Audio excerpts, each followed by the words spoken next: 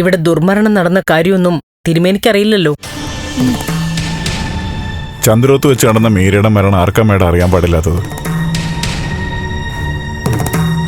ഞാനതിൻ്റെ ശരിയും തെറ്റൊന്നും പറയുന്നില്ല. എന്തായാലും നന്ദനൊന്ന് ശാന്തമായിട്ടുണ്ട്. സത്യം പറഞ്ഞ മീരയെ കുറിച്ച് പറഞ്ഞു തുടങ്ങിയപ്പോ മുതൽ ഞാൻ പഴയ കാര്യങ്ങൾ ആലോചിക്കുമായിരുന്നു. അവളുടെ ഏറ്റവും വലിയ ശത്രു ഞാനായിരുന്നു. ദേവിയയ്ക്ക് വേണ്ടി പാവം അവളെ ഞാൻ കുറെ എതിർത്തു, അവളോട് വഴക്കുണ്ടാക്കി. ഒന്നും വേണ്ടായിരുന്നു. രജനി, അതൊന്നും ഇനി പറയണ്ട. അതെ, ആ വിഷയം വിടാം. എനിക്കതങ്ങ് മറക്കാൻ പറ്റുന്നില്ല. നന്ദൻ മീരയായിരുന്നു വിവാഹം കഴിക്കേണ്ടിയിരുന്നത്. അതെങ്ങനെയാ? അവൻ സ്നേഹിച്ച പെണ്ണല്ലേ വിവാഹം കഴിക്കേണ്ടത്?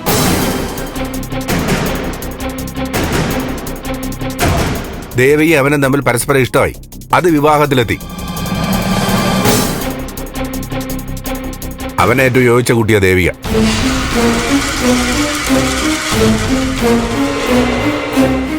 അതുപോലെ താലികെട്ടൊക്കെ കഴിഞ്ഞതിന് ശേഷം ഇന്ന ആളായിരുന്നു കൂടുതൽ നന്നായിരുന്നു എന്ന് പറയുന്നതേ ശരിയല്ല. അച്ഛനത് ശരിയല്ല എന്നൊക്കെ തോന്നും. കാരണം അച്ഛനാണല്ലോ അവരെ ഏറ്റവും കൂടുതൽ പ്രോത്സാഹിപ്പിച്ചത്.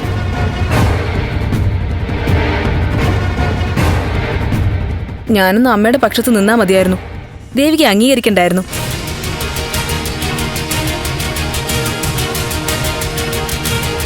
അങ്ങനെ ആയിരുന്നെങ്കിൽ മീരയ്ക്ക് അകാലത്തിൽ മരിക്കേണ്ടിയും വരില്ലായിരുന്നു. മീര എങ്ങനെയാ മരിച്ചത്? അവൾക്ക് ആ സീരിയൽ നടനായിട്ട് ബന്ധമുണ്ടായിരുന്നു.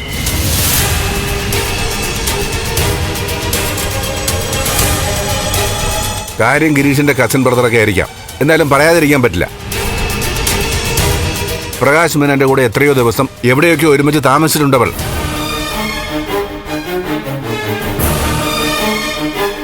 എല്ലാം മറച്ചു വച്ചിട്ടല്ലേ നന്ദനോട് അടുപ്പുണ്ടാക്കാൻ ശ്രമിച്ചത്.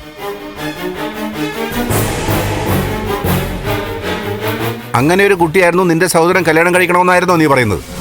അയ്യേ, ഛേ സിദ്ധു, രജനി, എന്തൊക്കെ വിളിച്ചു പറയുന്നേ? പൂജ കഴിഞ്ഞ ദിവസോ മീരയുടെ ആത്മാവ് ഉണ്ടെങ്കിലും ശരി ഇല്ലെങ്കിലും ശരി അവളെ കുറിച്ച് ഇങ്ങനെയൊന്നും പറയാൻ പാടില്ല. അതെ, ഇപ്പോഴത്തെ പ്രശ്നങ്ങൾ തന്നെ 100 കൂട്ടമുണ്ട് തീരാൻ. അതിനിടയിലാണ് ഇനി ജാമ്പവാന്റെ കാലത്ത് നടന്ന സംഭവങ്ങൾ പോസ്റ്റ്മോർട്ടം ചെയ്യുന്നത്. ഞാൻ ബഹളം ഉണ്ടാക്കോ ആരെ ആക്ഷേപിക്കോ ഒന്നുമല്ല. ദേവികേക്കാളും എന്തുകൊണ്ട് നല്ലത് മീരയായിരുന്നു. ഒന്നാമത് ദേവികയുടെ കുടുംബത്തിന് ക്വാളിറ്റി ഇല്ല. നിർത്തടി. നീ ദേവിയും പറയുന്ന പോരാഞ്ഞിട്ട് അവളുടെ കുടുംബക്കാരെ കൂടെ പറയുന്നോ? എന്നുമില്ല നിനക്ക് ഇഷ്ടമില്ലാത്തവരുടെ വീട്ടുകാരെ കൂടെ പറഞ്ഞു തുടങ്ങിയത്. സർ വേണ്ട, രജനിയോട് ഞാൻ സംസാരിച്ചോളാം. അതെ, ഇതൊക്കെ ഗിരീഷും രജനിയും തമ്മിൽ സംസാരിച്ച് സമാധാനം കണ്ടുപിടിച്ചോളും. സിദ്ധു ഇടപെടണ്ട. അതെന്താ ഞാൻ ഇടപെട്ട? ഇവൾ എന്റെ മോളല്ലേ. തെറ്റ് പറഞ്ഞ തിരുത്താനുള്ള കടമയും അവകാശമുണ്ട്. സത്യവാ, അച്ഛന് കടമയും അവകാശമുണ്ട്. അച്ഛന്റെ മകളായതിൽ എനിക്ക് അഭിമാനമുണ്ട്. പക്ഷെ അച്ഛൻ പറയുന്ന എല്ലാം അങ്ങ് അംഗീകരിച്ചു തരാൻ പറ്റില്ല. അച്ഛൻ ദേവിക എടുത്ത് തോളിൽ വച്ചത് മുതലാ അവൾ ഒരു അഹങ്കാരിയായി മാറിയത്. അച്ഛൻ അതിന് ഉത്തരവാദി. നന്ദൻ ഇങ്ങനൊരു പിടിപ്പ് കെട്ടവനായതും അവൾ MLA ആയത് മുതലാ. അച്ഛനെ അവളെ മത്സരിപ്പിച്ച് ഈ സ്ഥാനത്ത് എത്തിച്ചത്. ഞങ്ങൾ എങ്ങനെ പോയാലും അച്ഛന് കുഴപ്പമില്ല. അച്ഛന്റെ മരുമകൾ തലയെടുത്ത് നിൽക്കണം. എന്റെ കഴിവിൽ അച്ഛന് വിശ്വാസമില്ല. അതുകൊണ്ടാ അച്ഛൻ എന്നെ MLA ആക്കാത്തത്. അച്ഛനൊരു സ്വാർത്ഥനാ.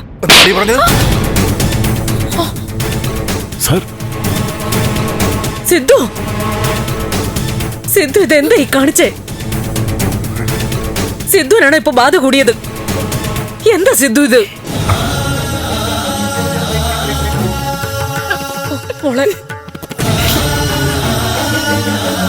ഞാൻ പറഞ്ഞേക്ക് ശരിയാണെന്ന് അമ്മയ്ക്ക് ഇപ്പം മനസ്സിലായില്ലേ? മോളെ അച്ഛൻ നീ തീരെ അവഹേളിച്ചപ്പം എന്റെ നിയന്ത്രണം വിട്ടുപോയി.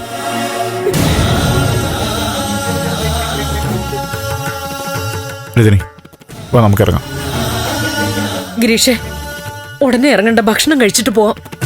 വേണ്ട വേണം, ഞങ്ങൾ വീട്ടിൽ പോയി കഴിച്ചോളാം. പിടിക്കേ. അല്ല ഗിരീഷേ, സാർ, രജനി സാറിന്റെ മകളാന്നുള്ളതൊക്കെ ശരിയാ, പക്ഷേ ഇവളെന്റെ ഭാര്യയാ. എന്റെ മുന്നിൽ വെച്ച് എന്റെ ഭാര്യയെ തല്ലുന്നത് എന്തോ എനിക്ക് അംഗീകരിക്കാൻ പറ്റാത്ത കാര്യം. അല്ല, ഇനിയിപ്പോൾ അതൊക്കെ അവിടെ നിൽക്കട്ടെ. രജനി സാറിന്റെ മകളാന്നുള്ളതും മാറ്റി നിർത്താം. ഇവളൊരു പെണ്ണല്ലേ? മസിൽ പവർ വെച്ചൊരു പെണ്ണിന്റെ അഭിപ്രായ സ്വാതന്ത്ര്യത്തെ അടിച്ചമർത്തുന്നത് എനിക്ക് അംഗീകരിക്കാൻ പറ്റില്ല.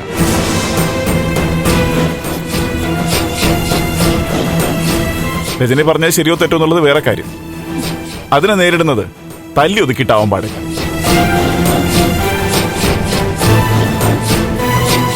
അത്രേ ഞാൻ പറയുന്നുള്ളൂ. വാ വാ മോനെ, ഞാനൊന്ന് പറയട്ടെ. ഞങ്ങൾ ഇറങ്ങാൻ വേണം.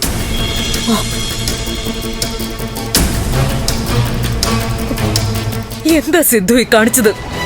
മീരയുടെ ആത്മാവല്ല ചന്ദ്രത്തിനെ ബാധിച്ചിരിക്കുന്നത്. നമ്മുടെ ഓരോരുത്തരുടെയും ആത്മാവിന് എന്തൊക്കെയോ സംഭവിച്ചിരിക്കുന്നു. നന്ദൻ നേരെയായപ്പോ നമ്മൾ കുഴപ്പത്തിലാവുക.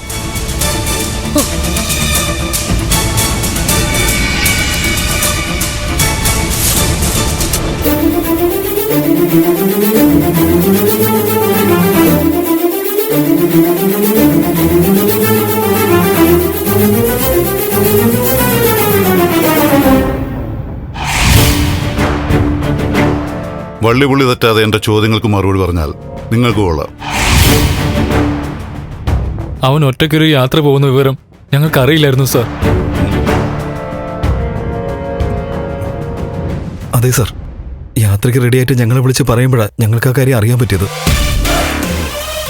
അവന്റെ അടുത്ത് ഞങ്ങളെത്തുമ്പോ അവൻ ട്രിപ്പിന് റെഡിയായി നിൽക്കുകയായിരുന്നു. അവന് ചെറിയ വിഷമമുണ്ടായിരുന്നു. അവൻ പോയതിനു ശേഷം ഞങ്ങളെ ആരെയും വിളിച്ചിട്ടില്ല സാർ. നല്ല കഥയാണല്ലോ മക്കളെ.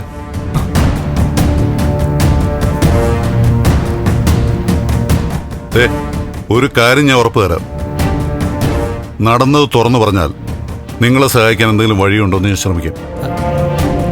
പറ്റുമെങ്കിൽ രക്ഷപ്പെടുത്തുകയും ചെയ്യും. സാറേ, ഞങ്ങൾക്ക് വേറൊന്നും.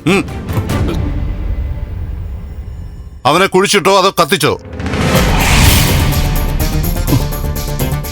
അയ്യോ സാർ, ഞങ്ങൾ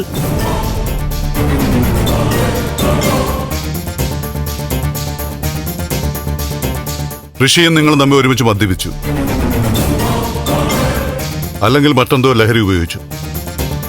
അതിനിടയിൽ എന്തോ പ്രശ്നത്തെ ചൊല്ലി തർക്കമായി,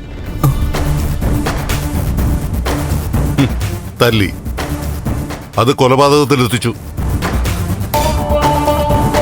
നിങ്ങൾ ഋഷിയെ കൊന്നു. അയ്യോ സാർ, ഞങ്ങൾക്കറിയില്ല സാർ. നിർത്തല, അതാ നടന്നത്. നിങ്ങൾ അവനെ കൊന്നു. ഇല്ല സാർ.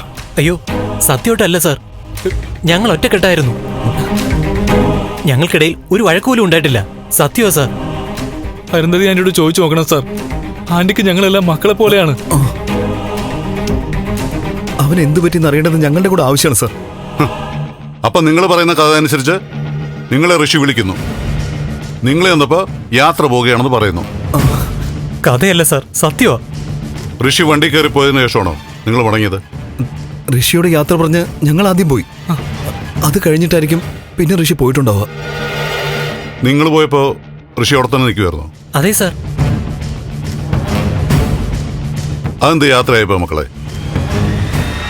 സാധാരണഗതിയിൽ ഇങ്ങനൊരു സാഹചര്യത്തിൽ ഒരാൾ പോയതിനു ശേഷമാണല്ലോ കൂട്ടുകാർ പിരിയുന്നത്. കഥയുണ്ടാക്കുമ്പോ നല്ല രീതിയിൽ ആലോചിച്ച് വേണേ മക്കളെ ഉണ്ടാക്കേണ്ടത്. അയ്യോ, തിരക്കഥ വളരെ ദുർബലമാണല്ലോ മക്കളെ. ഈ പടം പൊളിയുമല്ലോ സാർ. ഞങ്ങൾക്ക് പെട്ടെന്ന് പോകേണ്ട ഒരു അത്യാവശ്യം ഉണ്ടായിരുന്നു. അതുകൊണ്ടാ അവൻ പോകുന്നതിന് മുമ്പ് ഞങ്ങൾ മടങ്ങി. ഓ, ഞങ്ങൾ പറയുന്നതൊക്കെ സത്യമാണ് സാർ. 100% സത്യമാണ്. ഋഷി അമ്മയും തമ്മിൽ വഴക്കോ മറ്റോ ഉണ്ടാവാറുണ്ടായിരുന്നു? അയ്യോ, അവര് തമ്മിൽ നല്ല സ്നേഹമായിരുന്നു സാർ. ഋഷി എന്ന് വെച്ചാൽ ആന്റിക്ക് ജീവനാ. ഋഷിക്കും അങ്ങനെ തന്നെയാ. അമ്മയോട് വലിയ ഇഷ്ടമാണ്. യാത്ര പോകുമ്പോൾ ഋഷി എന്തെങ്കിലും കാര്യങ്ങൾ പ്രത്യേകിച്ച് നിങ്ങളോട് പറഞ്ഞിട്ടുണ്ടായിരുന്നോ? ഏയ്, അങ്ങനെ പ്രത്യേകിച്ചൊന്നും പറഞ്ഞില്ല സർ. പെട്ടെന്ന് ഇങ്ങനെ ഒരു യാത്ര പോകാൻ പ്രത്യേകിച്ച് വല്ല കാരണം ഉണ്ടായിരുന്നോ? അവൻ ഇടയ്ക്കിടയ്ക്ക് യാത്ര പോകാറുണ്ട് സർ. ആ,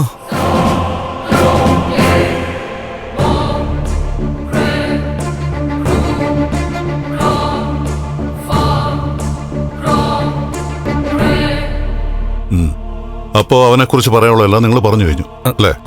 അതെ സാർ. അല്ല, അതെ. അവന് ശത്രുക്കളും വല്ലതും ഉണ്ടായിരുന്നോ?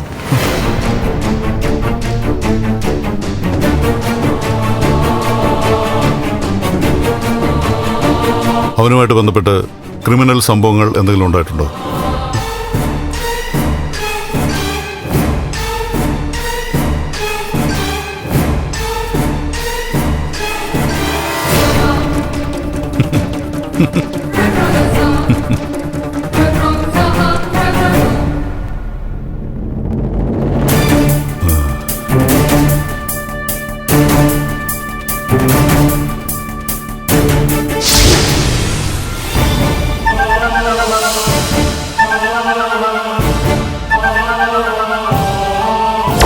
അച്ഛനൊരു സ്വാർത്ഥന. എന്താ നീ പറഞ്ഞത്?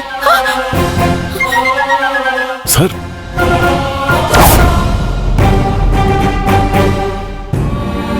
രജനി സാറിന്റെ മകളാന്നുള്ളതൊക്കെ ശരിയാ. പക്ഷേ ഇവളെന്റെ ഭാര്യയാ. എന്റെ മുന്നിൽ വെച്ച് എന്റെ ഭാര്യയെ തല്ലുന്നത് എന്തോ എനിക്ക് അംഗീകരിക്കാൻ പറ്റാത്ത കാര്യം.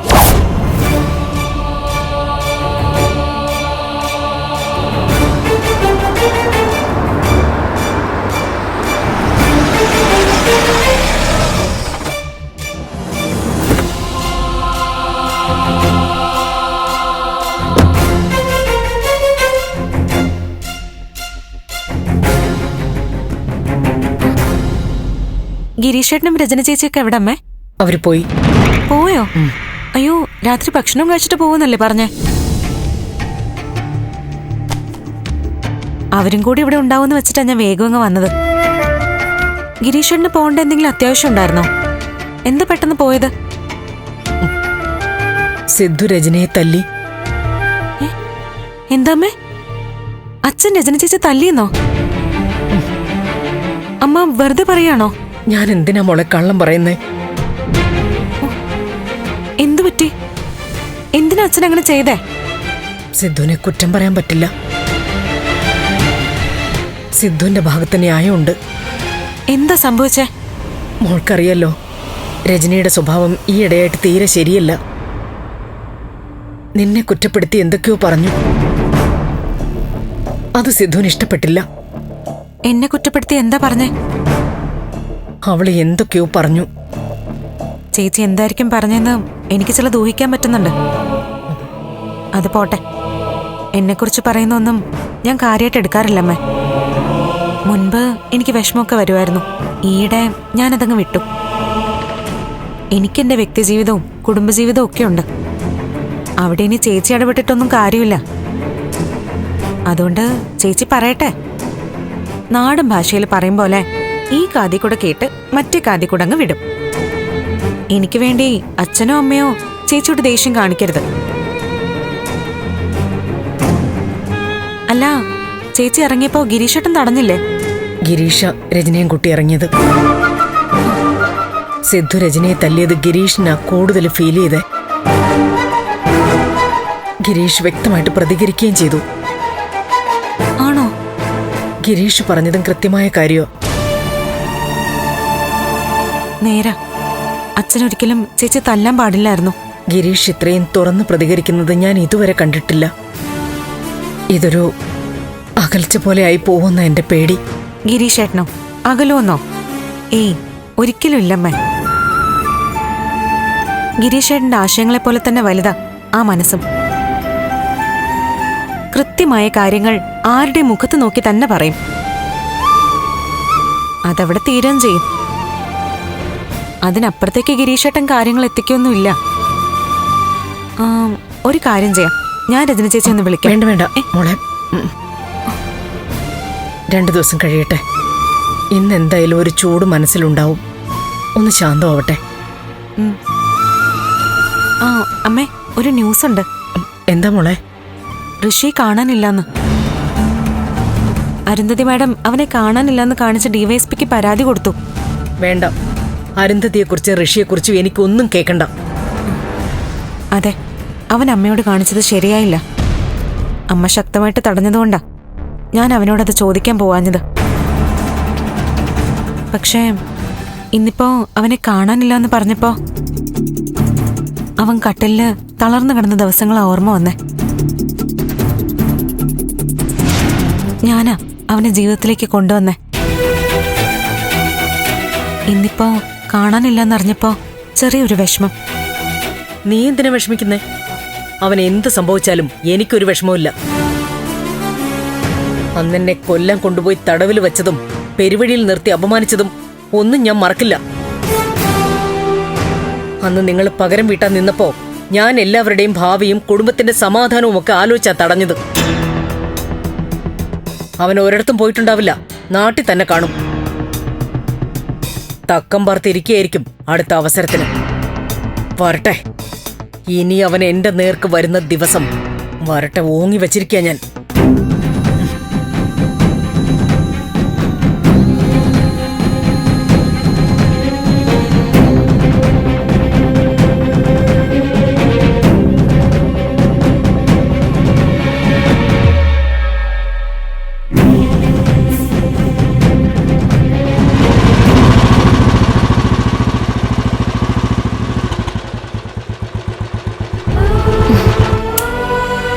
സത്യത്തില് എങ്ങനെ എന്റെ സന്തോഷം അറിയിക്കേണ്ടെന്നറിയില്ല. അച്ഛനെ എന്നെ തല്ലിയതെങ്കിലും ഗിരി അച്ഛനോട് എനിക്ക് വേണ്ടി തർക്കിച്ചു. ജീവിതത്തിൽ എനിക്ക് ഏറ്റവും അഭിമാനവും അഹങ്കാരവും ഒക്കെ തോന്നിയ സമയാ. Love you Giri, love you. കയ്യൂക്ക് കൊണ്ട് കാര്യം സാധിക്കുന്നതിന് പണ്ടേ ഞാൻ എതിരാ. എനിക്കറിയാം. സ്ത്രീകളെ തല്ലുന്നതിനോട് എനിക്ക് പണ്ടേ എതിർപ്പാ. അതുകൊണ്ടാണ് നിന്റെ അച്ഛനോട് ഞാൻ എതിർത്തത്. പക്ഷെ രജനി, ഞാൻ ഒരു കാര്യം പറയട്ടെ. എന്താ? ചില സമയത്ത് നിന്റെ സംസാരം കേട്ട ആർക്കായാലും ഒന്ന് തരാൻ തോന്നും. എന്താ ഗിരി പറഞ്ഞേ? കേട്ടില്ലേ? നിന്റെ വർത്താനം കേട്ടാലേ കൈയില്ലാത്തവർക്ക് പോലും ഒരു കൈ കടം വാങ്ങി ഒന്ന് തരാൻ തോന്നുന്നു. ഗിരി?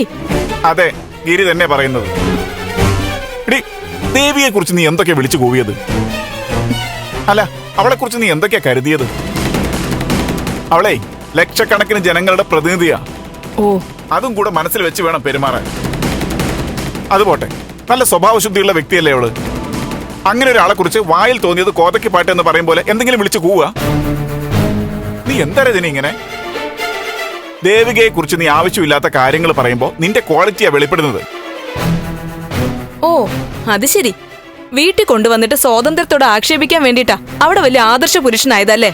ആ, കൊള്ളാം, അടിപൊളി. പിന്നെ എന്താ ഗിരി, എന്താ ഒരു ഒച്ചപ്പാട്? ഒന്നുമില്ലമ്മേ, ഭാര്യയും ഭർത്താവും കൂടെ ഒന്ന് സംസാരിക്കുന്നതാ, അല്ലാതെ വഴക്കും ബഹളമൊന്നുമല്ല. അല്ലമ്മേ, വഴക്കും ബഹളമൊക്കെ തന്നെയാ. അവിടെ ദേവികയെ കുറ്റം പറഞ്ഞതിന് അച്ഛൻ എന്നെ തല്ലി. അവിടെ അച്ഛനെതിരെ സംസാരിച്ചിട്ട് ഇപ്പൊ ഇവിടെ എനിക്കെതിരെ പറയുന്നു. ഇതൊക്കെ അങ്ങ് തമാശയായിട്ട് എടുക്കും മോളെ. കൈയില്ലാത്തവർക്ക് എന്റെ സംസാരം കേട്ട കൈ കടം വാങ്ങി തല്ലണോന്ന് പറയുന്നത് ഞാൻ തമാശ പോലെ കേട്ട് നിക്കണോ? അതിലെവിടെയമ്മ തമാശ? ആ, അമ്മ പറഞ്ഞതിന്റെ അർത്ഥം നിനക്ക് പിടികിട്ടിയില്ലല്ലോ. അതാണ് ഏറ്റവും വലിയ തമാശ. എന്താടാ?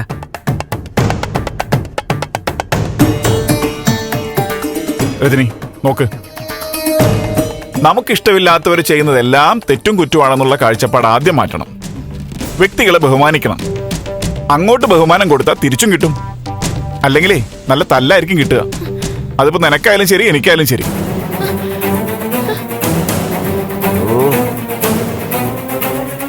നീ എന്തിനാ ഇങ്ങനെ അവളോട് ഓരോന്ന് പറയുന്നേ? പിന്നെ അവളുടെ താളത്തിനൊത്ത് തുള്ളണോ ഞാൻ?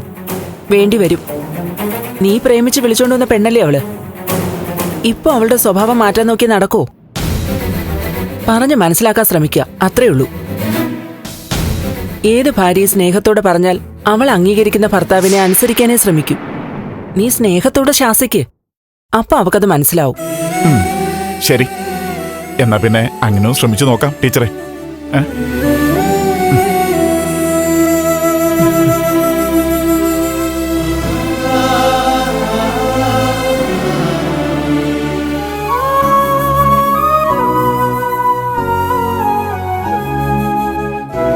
രജനി, പിണങ്ങിയോ? പിണങ്ങിയോന്ന്? വീട് ഗിരി. വിടില്ല ഗിരിയുടെ ഭാര്യ. ഗിരി, എനിക്ക് ദേഷ്യം വരുന്നുണ്ട്. ആ, എന്റെ ദേഷ്യം പക്ഷെ പോയി. വേണ്ട, എല്ലാ ആണുങ്ങളും ഇങ്ങനെ തന്നെയാ. ഭാര്യ എന്ന് പറഞ്ഞാ അവരെ ഇഷ്ടത്തിന് നിൽക്കാനുള്ളൊരു ഉപകരണം. അവര് വഴക്ക് പറയുമ്പോ അവരെ അംഗീകരിച്ച് നിൽക്കണം. അവര് കളിയാക്കുമ്പോ അങ്ങ് ചിരിച്ചു കൊടുക്കണം. അവര് സ്നേഹിക്കുമ്പോ ചേർന്ന് നിൽക്കണം. അതിനിപ്പോ എനിക്ക് സൗകര്യമില്ല. ആഹാ, ദേഷ്യം വരുമ്പോ നിന്റെ ഒരു ഭംഗിയായി. വേണ്ട, കൈയില്ലാത്തവരും കടം വാങ്ങി തല്ലൂന്നല്ലേ പറഞ്ഞ? തല്ലാനോ? നിന്നെയോ? ശിവ ശിവ. അതെ, ഞാനൊരു കവിയായിരുന്നെങ്കിൽ നിന്നെ കുറിച്ച് എത്ര കവിത എഴുതുമായിരുന്നെന്നറിയോ?